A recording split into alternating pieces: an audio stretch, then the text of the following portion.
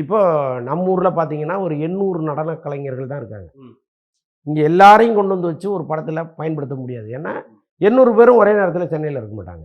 ஒரு 50 படம் 20 படம் ஷூட்டிங் நடக்கும். ஒவ்வொருத்தரும் ஒவ்வொரு ஏரியாவில் இருப்பாங்க. இவங்களால அதிகபட்சம் ஒரு 200 பேரை திரட்ட முடியும். அப்போ மிச்சம் ஒரு 1400 பேரை திரட்டணும்னு வைங்க. அப்போ என்ன பண்ணுவாங்க, நிறைய ப்ரைவேட் ஸ்கூல்ஸ் இருக்குல்ல, டான்ஸ் ஸ்கூல். இப்போ அவங்களெல்லாம் அப்ரோச் பண்ணி உங்கள் ஸ்கூலுக்கு யாரெல்லாம் ஆட வராங்களோ கொஞ்சம் அனுப்பிச்சி விடுங்க, ஆளுக்கு நாங்கள் கொஞ்சம் காசு தரோம்னு ஏதோ பணத்தை ஃபிக்ஸ் பண்ணிட்டாங்க.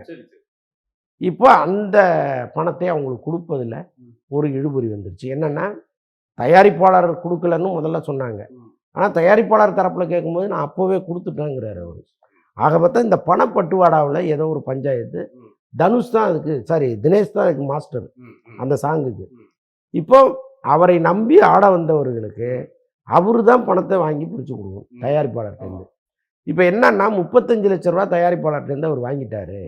அதை இவங்களுக்கு கொடுக்கலங்கிறது தான் இப்போ பிரச்சனை.